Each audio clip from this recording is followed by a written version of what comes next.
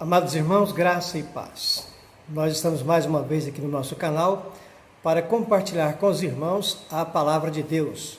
Nós vamos continuar estudando o Sermão do Monte, que é o que estávamos estudando na nossa escola bíblica dominical. Então nós queremos saudar os irmãos da Igreja Presbiteriana da Paz aqui em Redenção, os demais irmãos que estão ligados conosco no canal e você que tem participado conosco.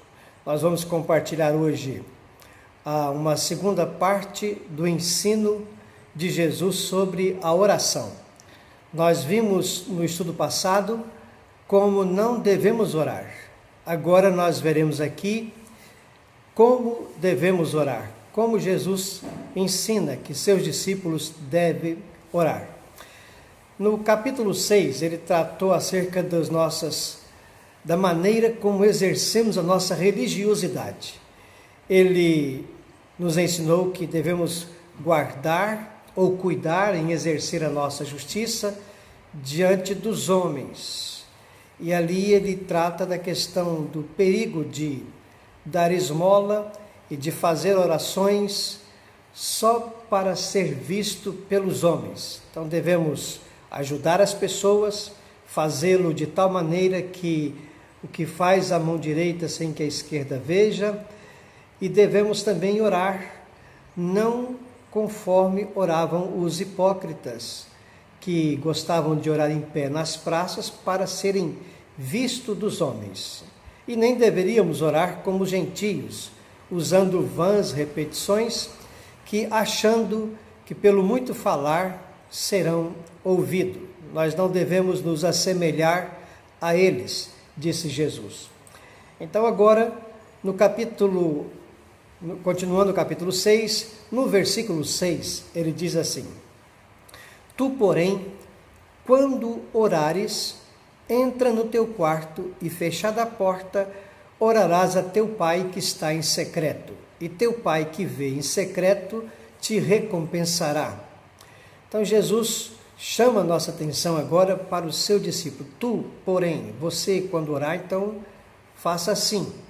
A ideia de entrar no quarto e fechar a porta é uma maneira de nos ensinar que a nossa oração deve ser realizada num lugar onde podemos ficar à vontade, sem o risco de ser interrompido, atrapalhados na hora da oração. Então entra no seu quarto e fechada a porta, orarás a teu pai, que está em secreto, e ele te recompensará. Mais uma vez, Jesus falando acerca da recompensa que nós teremos. Então, devemos esperar no Senhor e não nos homens.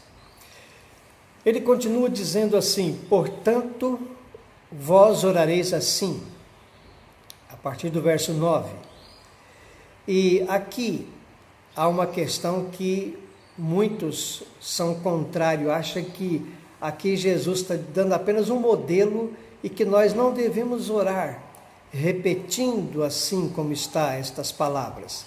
Alguns evangélicos têm uma certa ojeriza por isso, porque se assemelha à reza praticada pelos católicos romanos do Pai Nosso. Mas não tem nada a ver a questão.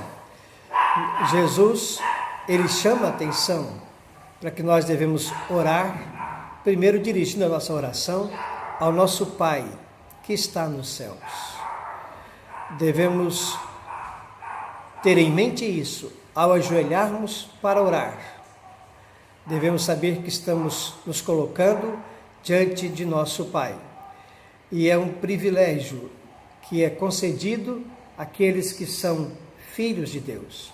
Aqueles que se tornaram filhos de Deus pelo recebimento de Cristo Jesus em suas vidas como Senhor e Salvador, como ensina o Evangelho de João no capítulo 1. Mas a todos quantos o receberam, deu-lhes o poder de se tornarem filhos de Deus, a saber, aos que creem no nome de Jesus. Então, nós, como filhos, temos o privilégio de dirigir a nossa oração ao nosso Pai que está nos céus. E a expressão está nos céus, devemos lembrar que estamos dirigindo não a um Pai comum, não é o nosso Pai terreno, mas é o Pai que está nos céus. Então a postura tem que ser reverente. Temos uma liberdade sim, mas essa liberdade às vezes é mal interpretada quanto à maneira como chegamos a Deus, com uma certa liberdade que a Bíblia não ensina. A oração que Jesus ensina, você pode observar, ela tem 6 pedidos. Os 3 primeiros estão relacionados à nossa relação com Deus. Os 3 últimos atendem às nossas necessidades. Primeiro ele diz: vós orareis assim: Pai nosso que estás no céu, santificado seja o teu nome, venha o teu reino e faça-se a tua vontade, assim na terra como no céu. Esses 3 pedidos estão ligados ao nosso Pai. Devemos santificar o nome dele, devemos orar para que o reino dele venha e fazer a sua vontade.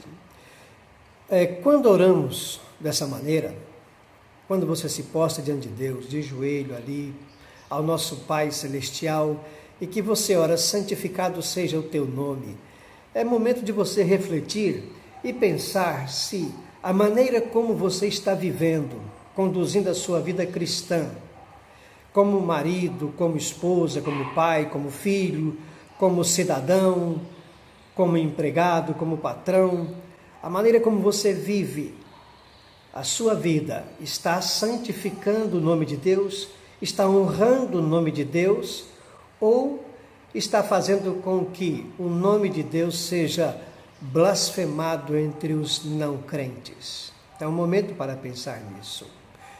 Quando oramos, venha o teu reino, é momento também para nós pensarmos no que estamos fazendo para que o reino de Deus possa ser expandido pela terra, possa ser espalhado entre os homens, no sentido de testemunharmos de Jesus, de evangelizarmos, de compartilhar as boas novas de salvação com os pecadores, para que o seu reino se espalhe e para que ele venha. Quando nós oramos assim, venha o teu reino, também há um aspecto do reino que é bom a gente destacar. O reino já está presente. O reino de Deus foi inaugurado com a vinda de Jesus. Ele está entre nós. Jesus já está reinando. Ele não será um reino apenas escatológico futuro, mas é presente também. No outro aspecto, o reino também será futuro, ele ainda virá, será a consumação, o final. Por isso que a gente usa uma expressão na teologia, na escatologia, do já e o ainda não. O reino de Deus já está presente, mas um aspecto ainda ele virá, quando Jesus voltar, e será consumado então. Faça-se a tua vontade, assim na terra como é feita no céu. Quando você ora dessa forma, é importante pensar o que temos feito em nossa vida para que a vontade de Deus prevaleça. Ou, no meu viver diário, eu tenho feito mais a minha vontade do que a vontade de Deus. O que eu tenho feito para que a sua vontade prevaleça em minha vida, no meu dia a dia, no meu viver diário? As coisas têm sido à minha maneira? Têm sido do meu jeito? Ou eu tenho procurado fazer segundo a vontade de Deus? Os outros 3 pedidos a seguir, Jesus fala então acerca das nossas necessidades. E aqui ele trata acerca do pão nosso de cada dia. O primeiro pedido relacionado às nossas necessidades.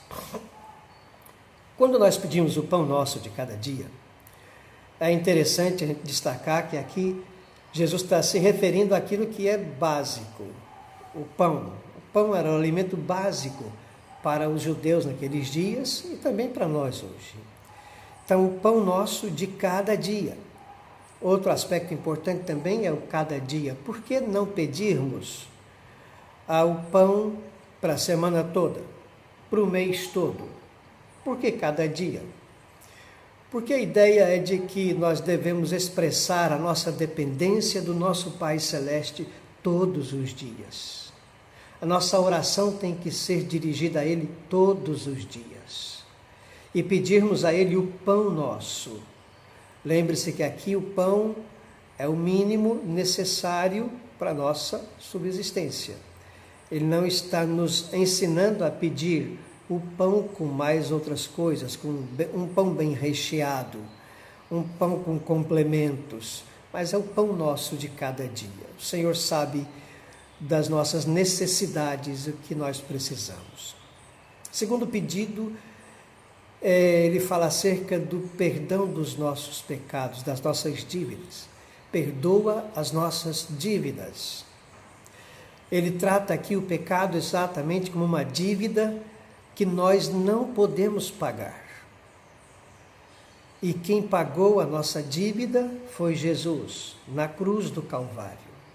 Colossenses diz que ele triunfou na cruz e cravou ali a nossa dívida, o que estava como dívida conosco. Então, ele pagou a nossa dívida, a questão do pecado.